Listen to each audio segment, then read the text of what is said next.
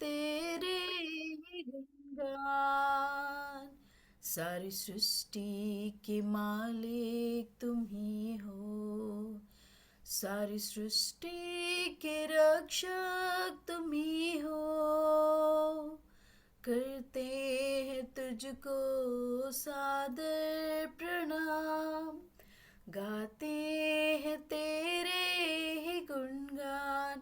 आहा हा हालेलुया, आहा हा हालेलुया, आहा हा हालेलुया, आहा हा हालेलुया, आहा हा हालेलुया, आहा हा हालेलुया, आहा हा हालेलुया। आमीन। सारी सृष्टि को तेरा सहारा, सारे संकट से हमको बचाना। तेरे हाथों में जीवन हमारा है, अपनी राह पे हमको चलाना। आहा हा हालेलुया, आहा हा हालेलुया, आहा हा हालेलुया। आमीन। हम हैं तेरे हाथों की रचना, हम पर रहे तेरी करुणा। तन मन धन हमारा तेरा है, इन्हें शैतान को छूने न देना। हा हा हा हालेलुया, आहा हा हालेलुया, आहा हा हालेलुया। आमीन।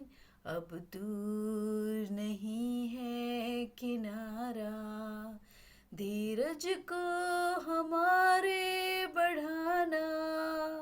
जीवन की हमारी इस नैया को भवसागर में खोने न देना।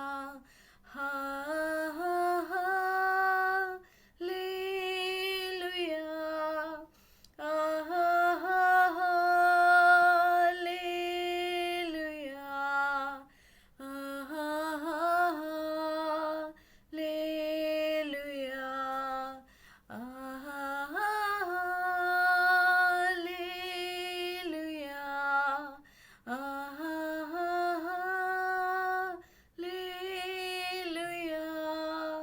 आहा हा हालेलुया, आहा हा हालेलुया। आमीन। आमीन। शालोम, शालोम और शालोम। प्रभु की शांति हमारे जीवनों में बनी रहे। प्रभु का धन्यवाद हो। और जैसा कि हम लोग देखते आ रहे हैं इस पिछले दिनों में कि किस प्रकार से भजन संहिता 91 में हमको बताया गया है कि प्रभु यीशु मसीह ने उस युद्ध को जिसमें हम हैं ऑलरेडी जीत रखा है। और जैसे कि हमने भजन संहिता 91 का 3 में देखा था, तू सिंह और नाग को कुचलेगा और तू जवान सिंह और अजगर को लताड़ेगा। प्रभु ने कर दिया और अब उसने हमको अधिकार दे दिया है सारी उन बातों पर जो कि दुष्ट की हैं, उनका कोई अधिकार हमारे ऊपर नहीं है। लूका 10 और 19 में हम लोग देख रहे थे, देखो मैंने तुम्हें सांपों और बिच्छुओं को रौंदने का और शैतान की सारी शक्ति के ऊपर अधिकार दिया, इनसे तुम्हें कुछ हानि ना होगी। हालेलुया। और इस चीज को, इस वचन को हमें रोज पीते रहना है।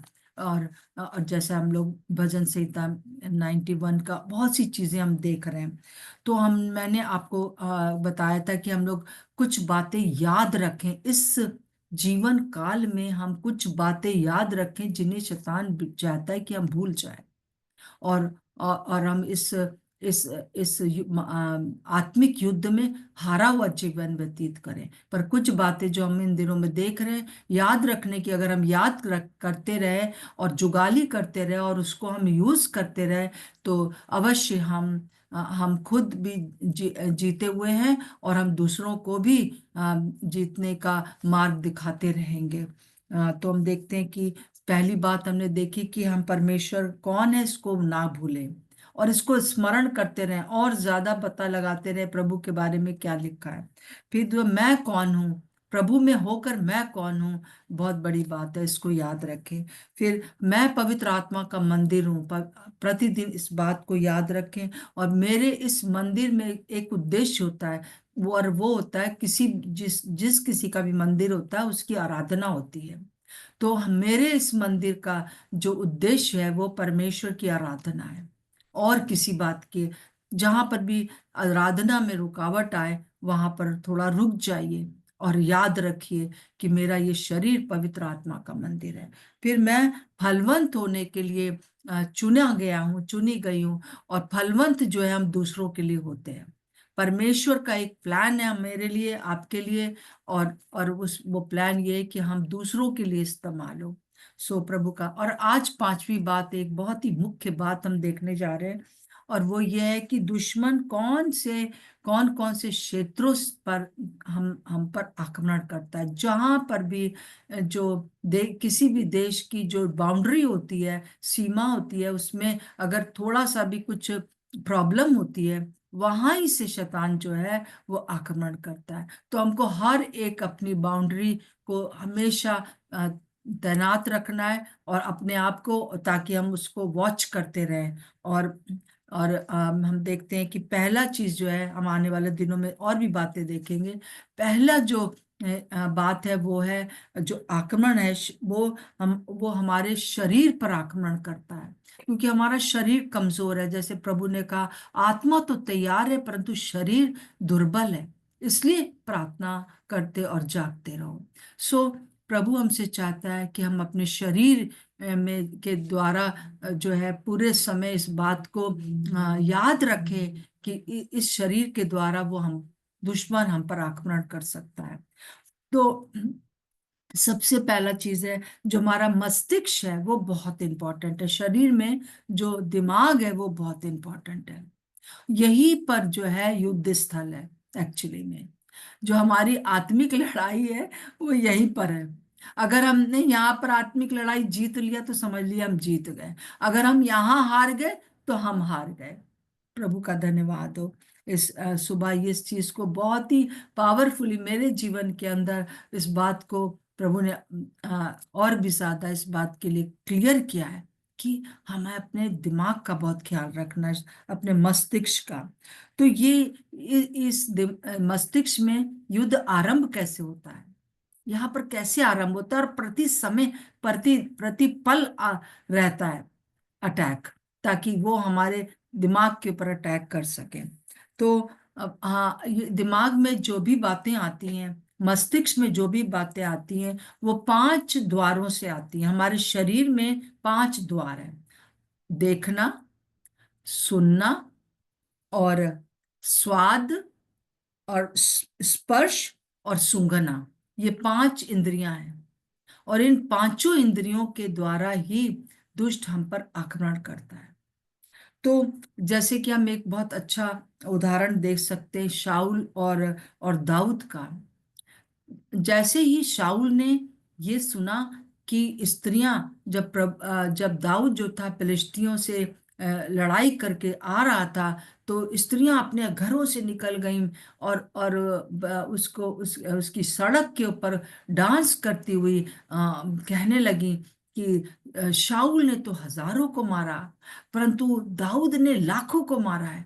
अब ये बात जो उसके सुनाई दी शाऊल के, और ये बात जो उसने देख लिया कि कैसे ढपली बजाकर, कैसे डांस करते हुए ये स्त्रियां जो हैं वो दाऊद के लिए गा रही हैं, तो उसके दिमाग में ये बात चली गई, आंख और कान से ये दिमाग में चली गई। और उसने कहा, तब मेरे योनातन का क्या होगा? योनातन उसका बेटा था। अगर अगर ये राजा बन गया तो मेरे बाद में अभी मेरा क्या होगा? मुझे लोग पूछ नहीं रहे। और दूसरा, मेरे मेरे योनातन का क्या होगा? और ये डाह और ईर्ष्या जो था वो आरंभ हो गया यहाँ। यहीं पर अगर उसने समाप्त कर दिया होता तो वो इस बात को मान लेता शाऊल कि मैंने गलती किया है, और अब परमेश्वर ने दाऊद को चुना है और दाऊद को मुझे स्वीकार करना है, तब सारी लड़ाई वहीं खत्म हो जाती। और शाऊल जो था सालों साल दाऊद के पीछे, उसको मारने के पीछे भागता रहा।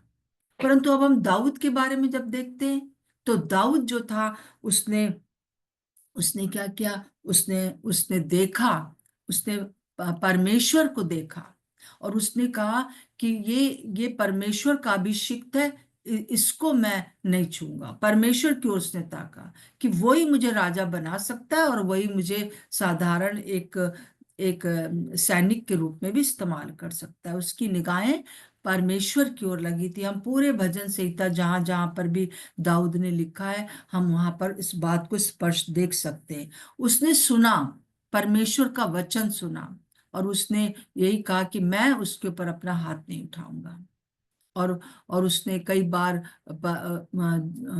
शाऊल जो था उसके हाथ में भी आ गया, परंतु उसने नहीं उसको वो किया। फिर हम देखते हैं कि स्वाद, और हम देखते हैं कि चक्कर देखो कि प्रभु भला है, जैसा भजन संहिता 34 का 8 में लिखा हुआ है। चक्कर देखो, ये भजन जो है वो दाऊद ने लिखा, चक्कर देखो कि प्रभु भला है।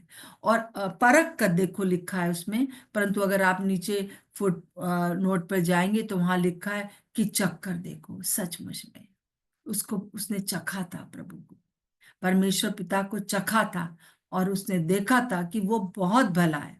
चाहे अभी मेरे भागना पड़ रहा है, चाहे कुछ भी प्रॉब्लम्स आ रही हैं, परंतु परमेश्वर भला है। और फिर उसका हम देखते हैं कि, सॉरी, सूंघ सूंघना, पांचवा इंद्री जो है सूंघने की है। और हम देखते हैं कि किस प्रकार से जो है दूसरा कुरंथियों और उसका 10 का, सॉरी, पहला कुरंथियों और उसका 2 का 14 और 15 में लिखा है। स्मिता प्लीज पढ़ दीजिए। दूसरा कुरंथियों 2 का 14-15 में यहाँ हाँ, पर भी एक युद्ध के बारे में है। जी हाँ, पढ़ दीजिए। फर्स्ट कुरिन्थियों या सेकंड कुरिन्थियों? दू- दूसरा कुरंथियों। Okay okay okay.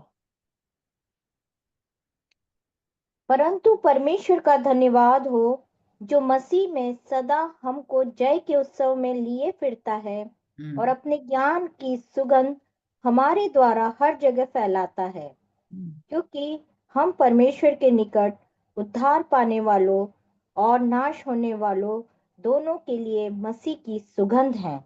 जी हाँ। तो जो हमारे जो सूंघने की शक्ति है, वो भी बहुत इम्पोर्टेंट है। और हम देखते हैं कि यहाँ पर हम परमेश्वर के ज्ञान की सुगंध है हम, और हमारे हमारे शरीर में जो इस सूंघने का आत्मिक, दोनों के दोनों पहलू हैं। शारीरिक भी है और आत्मिक भी है। पांचों चीजें जो है शारीरिक भी है और आत्मिक भी है। और हम देखते हैं कि किस प्रकार से इब्रानियों उसका 5 का 13-14 में लिखा हुआ है। इब्रानियों और उसका 5 का खास तौर से 14 पद में आपके सामने पढ़ना चाहती हूँ। वहां लिखा है, अन्य सियानों के लिए है, जिनकी ज्ञान इंद्रियां अभ्यास करते करते भले बुरे में भेद करने में निपुण हो गई हैं। और बाकियों के लिए वो कह रहा है, तुम लोग बालक हो, तुम्हारी ज्ञान इंद्रियां, तुम्हारा देखना, तुम्हारा सुनना, तुम्हारा स्वाद, तुम्हारा स्पर्श, तुम्हारा सूंघना, ये सब जो है तुम्हारे दिमाग में जो है संसार की बातों को ले आता है। बालक के समान है अभी हम। और जितना जितना हम इन इंद्रियों का अभ्यास करते हैं कि नहीं, मैं वो बातें नहीं सुनूंगा, नहीं वो बातें मैं नहीं देखूंगा, वो बातें मैं अपने प्रभु के परखूंगा, चक्कर देखूंगा, मैं वो बातें जैसे कि चखने के द्वारा भी शारीरिक रूप से भी बहुत सी बाधाएं आती हैं। और हम देखते हैं स्पर्श के बारे में कि किस प्रकार से जब प्रभु यीशु मसीह निकलते थे तो लोग उसको छूना चाहते थे।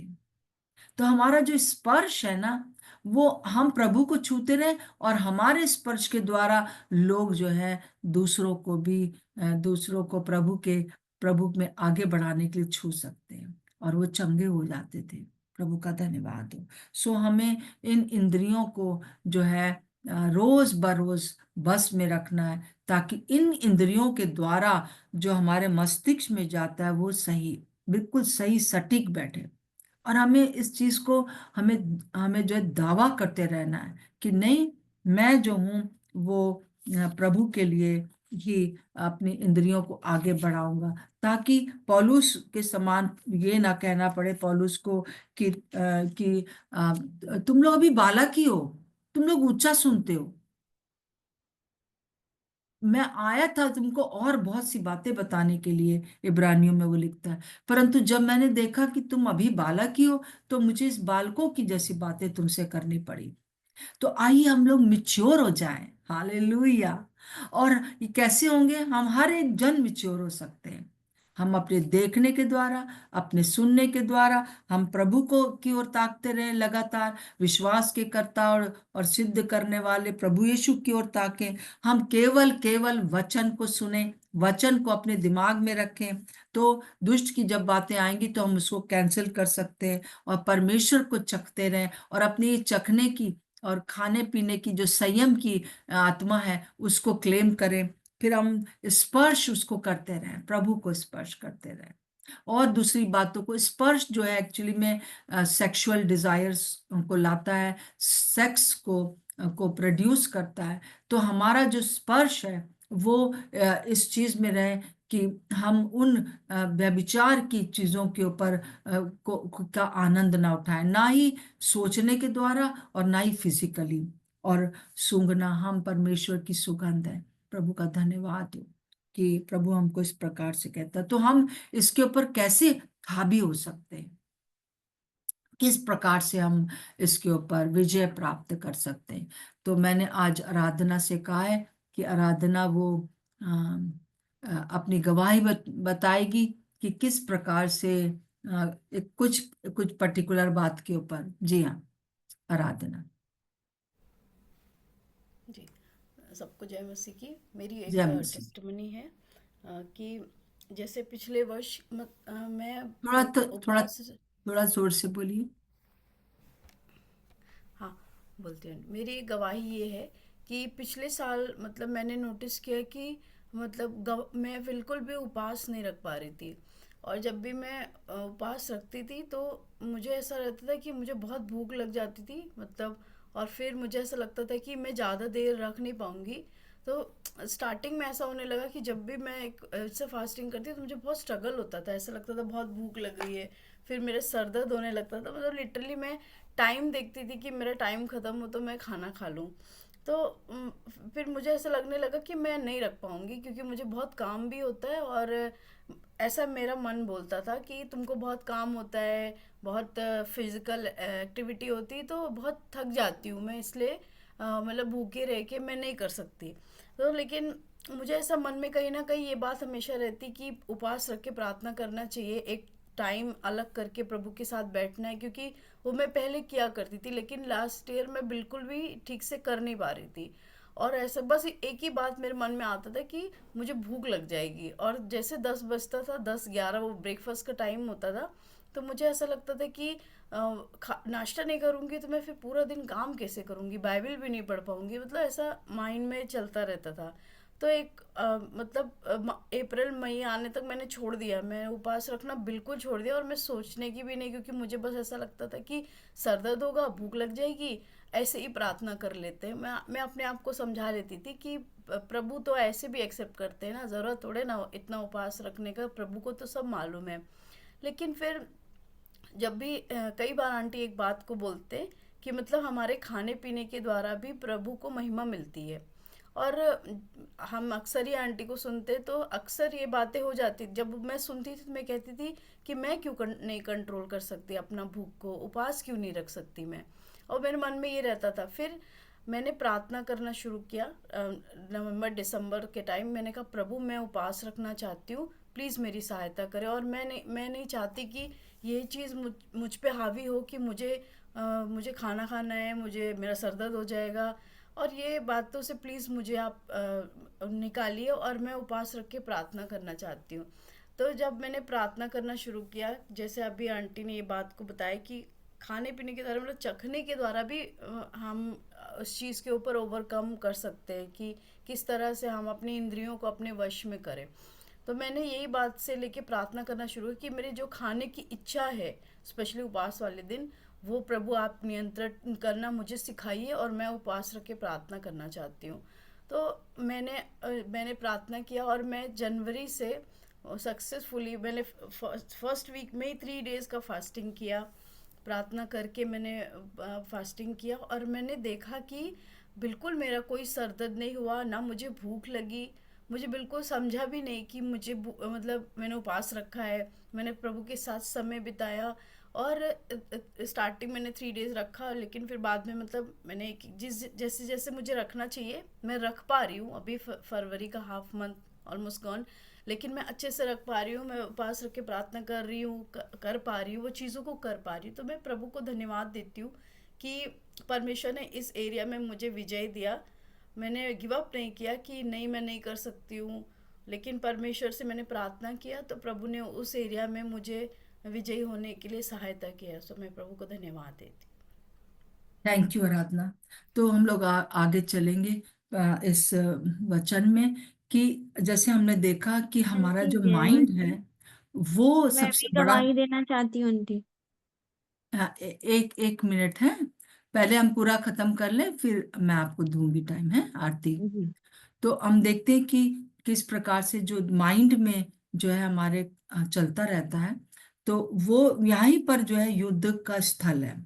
तो इसको हम कैसे, किस प्रकार से, जैसे आराधना ने बताया कि उसने फैसला कर लिया कि नहीं मैं जो हूँ रखूंगी, और फिर उसके बाद नहीं हुआ दर्द, और क्योंकि उसने माइंड को अपने बोला, है ना, माइंड को बोला उसने, अनकॉन्शियसली उसने बताया नहीं ये, परंतु हम इस प्रकार से माइंड को बोलते हैं कि हम उसको और माइंड में ही जो है हमारा देखना, सुनना, स्वाद चखना और सूंघना के द्वारा जो है दुष्ट अपने प्लान को बोता है, और ऑपोजिट उसके प्रभु भी इन्हीं इन्हीं इंद्रियों को इस्तेमाल करता है।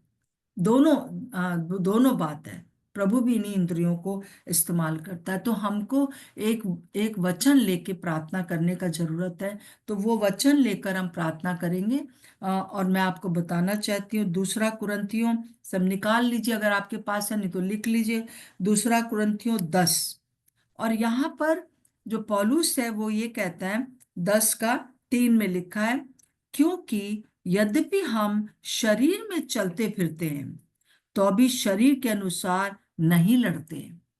हम अपना जो हमारा जो युद्ध है शैतान से, या हमारे जीवन के जो युद्ध हैं, हम शारीरिक रीति से नहीं लड़ सकते, है ना। क्योंकि हमारी लड़ाई के हथियार शारीरिक नहीं, पर गढ़ों को ढा देने के लिए परमेश्वर के द्वारा सामर्थी हैं। क्या होता है कि जब हम कुछ ऐसी बात सुन लेते हैं या देख लेते हैं, या कुछ भी चीज होती है, जैसे खाने के लिए भी हम लोगों ने बात किया कि सिर दर्द हो जाएगा, सिर दर्द हो जाएगा, तो ये गढ़ बन गया। शैतान जो है गढ़ बना लेता है, मतलब कि एक किला बना लेता है, उसमें वो अपने इस वचन को मतलब रखे रहता है, और फिर उसके बाद जो है पूरी तरह से हमारे शरीर को कंट्रोल करता है। और हाँ, ये एक्चुअली में ये कुरंत की कलीसिया को लिखा गया। और कुरंत में एक जगह, पर्टिकुलर जगह है, बहुत ऊंचे स्थान पर एक किला बना हुआ था। और उस किले के अंदर लोग रहते थे जो प्रशासन करते थे। और वहां पर लोग जो है, जो लोग वहां रहते थे, वो लोग पूरे कुरंत को, जो शहर को कंट्रोल में करते थे। तो मुझे लगता है कि हमेशा पौलुस जो है कुछ ना कुछ ऐसा बताता है जो सामने देख रहा है। तो वो ये बता रहा था कि हम लोग जो है, हमारा जो दिमाग में जो युद्ध है, वो इसीलिए है कि यहाँ पर एक किला बना लेते हैं। कोई भी चीज की किला हो सकता है, हमारा देखना, हमारा सुनना, हम क्या वचन सुन रहे हैं कि फालतू की चीजें सुन देख रहे हैं, तो गढ़ बना हुआ है। तो वो ये कहता है कि पर हमको जो परमेश्वर ने एक बहुत बड़ा हथियार दिया है, और वो हथियार ये है 5वें पद में, इसलिए हम कल्पनाओं का और हर एक ऊंची बात का, जो कल्पनाएं, यो विचार, और हर एक ऊंची बात, वो जो किला बना हुआ था उसमें एक ऊंची मीनार थी, और दूर से लोग देख के जान जाते थे कि ये यहाँ से सब कुछ कंट्रोल हो रहा है। सो वो जो ऊंची बातें हमारे दुष्ट हमारे दिमाग में डालता है, जो परमेश्वर की पहचान के विरुद्ध उठती हैं। देखिए, हम लोग देखते आ रहे हैं ना, हम परमेश्वर को पहचाने, जब परमेश्वर को पहचानेंगे तो अपने आप को पहचानेंगे। जब हमको परमेश्वर ने अपना पवित्र आत्मा का स्थान बना दिया, ये सारी बातें जो हमने कनेक्ट हो रही हैं, है ना। तो हम देखते हैं कि परमेश्वर की पहचान के विरुद्ध शैतान बोलता है, अरे आराधना करती रहोगी, कुछ नहीं होगा। इतने सालों से तो प्रार्थना कर रही हो, इतने सालों से तो उपवास रख रही हो, कुछ नहीं होगा।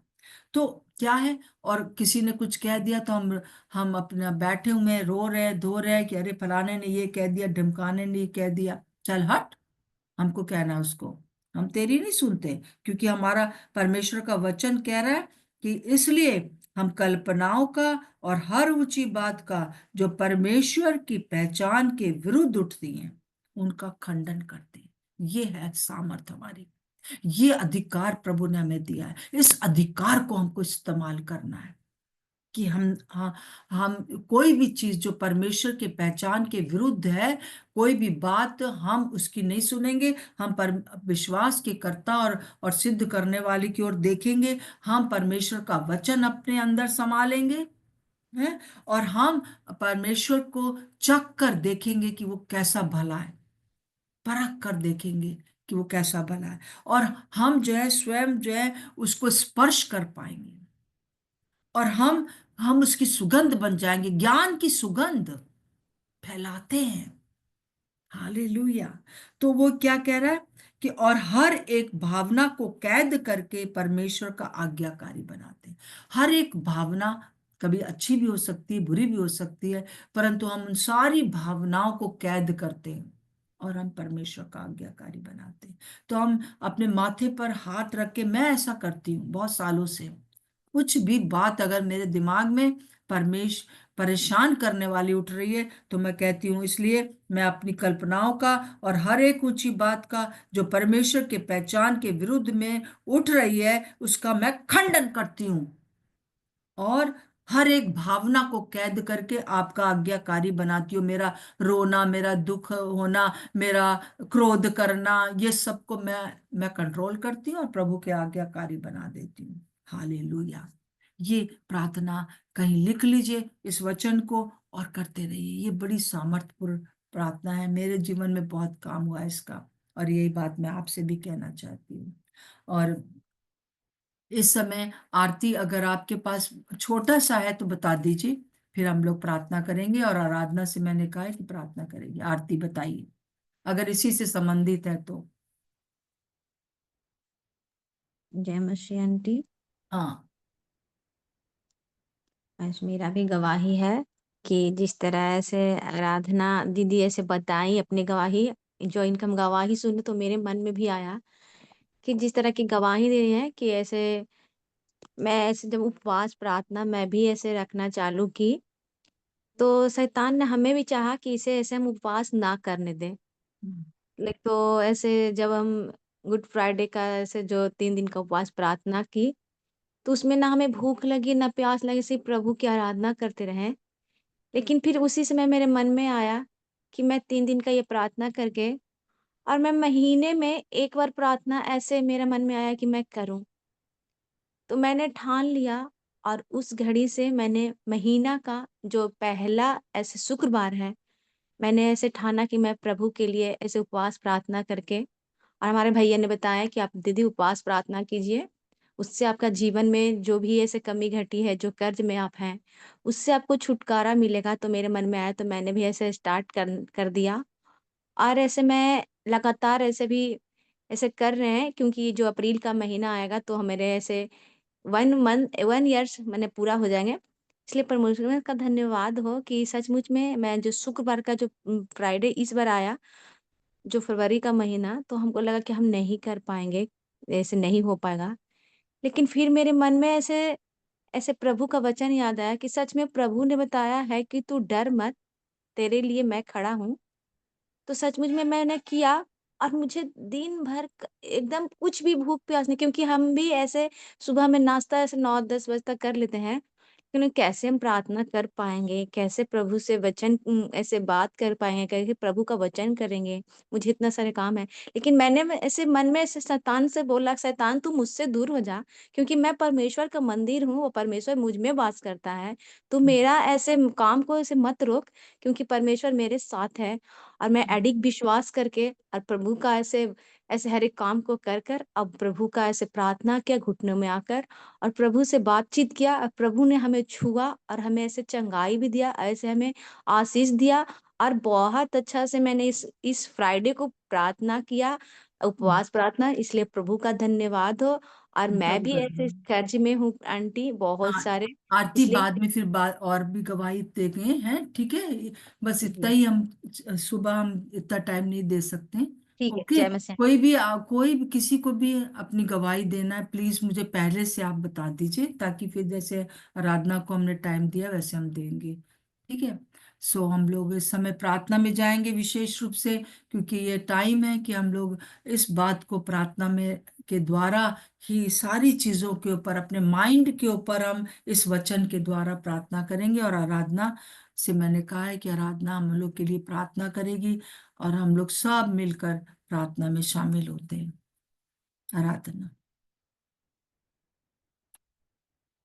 आपका म्यूट है बेटा। आइए हम प्रार्थना करें। और जैसे अभी आंटी ने ये वचन बताया 2 कुरिन्थियों का 10 और उसका 4-5, तो हम क्यों ना हम सब लोग अपने मस्तिष्क के ऊपर, अपने सर के ऊपर हाथ रख लें और हम प्रार्थना करें। प्रभु यीशु मसीह, हम आपको धन्यवाद दीजिए, जैसे आपका वचन यहाँ पे लिखा है कि इसलिए कल्पनाओं का हर एक ऊंची बात का जो मसीह यीशु के पहचान के विरोध में उठती है उसका हम खंडन करते हैं, और हर एक भावना को कैद करके हम मसीह यीशु का आज्ञाकारी बना देते हैं। और प्रभु, इस वचन को हम अपने दिमाग के ऊपर हर रखते हैं प्रभु जी। और प्रभु यीशु मसीह, हम प्रार्थना करते हैं कि आज और आने वाले कल और प्रभु आने वाले हर समय के लिए प्रभु ये वचन हमें स्वतंत्र करता रहे परमेश्वर। आमीन। और जैसे हमको हर एक वो बात जो प्रभु यीशु मसीह जो आपके विरोध में उठती है प्रभु यीशु मसीह, हमको ये वचन स्मरण रहे ताकि हम उसका खंडन कर सके और उसको हम कैद करके, चाहे वो कोई भी भावना है, चाहे शरीर से संबंधित है प्रभु, हमारे आत्मा से, चाहे हमारी इंद्रियों से प्रभु जी, हम हर एक को जो प्रभु आपके विरोध में उठती है उसका हम खंडन कर सके और उसको कैद करके मसीह यीशु का आज्ञाकारी बना सके, ताकि प्रभु यीशु मसीह जो आप हमें जय के उत्सव में लिए फिरते हैं परमेश्वर, इस बात को हम और ज़्यादा समझ के प्रभु यीशु मसीह, आप जैसे कहते हैं, आपका वचन कहता है कि मसीह अपने ज्ञान की सुगंध को हमारे द्वारा फैलाता है। हाँ प्रभु जी, हम में से हर एक जो यहाँ पर है वो उस ज्ञान की सुगंध फैलाने का इंस्ट्रूमेंट प्रभु जी बन सके हर समय हर प्रकार से परमेश्वर पिता।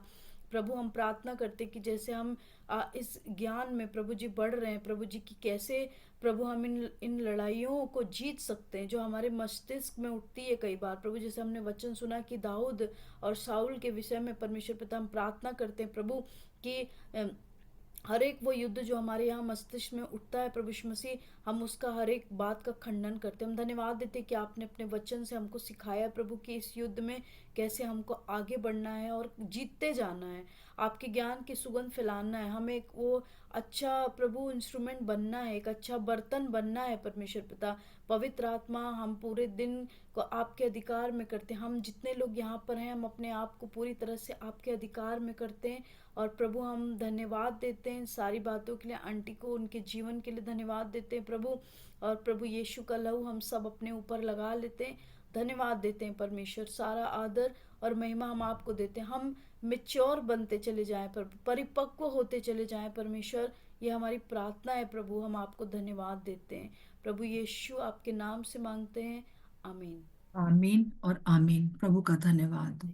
हालेलुया। सचमुच में प्रभु आपने हमारी प्रार्थना को सुना है, और इस समय हम प्रार्थना करते हैं हर एक परिवार में प्रभु यीशु के नाम से हमारे मस्तिष्क में इसी समय बड़ी शांति आ जाए। जिनको नींद नहीं आती है, वो यीशु के नाम से उनको नींद आ सके।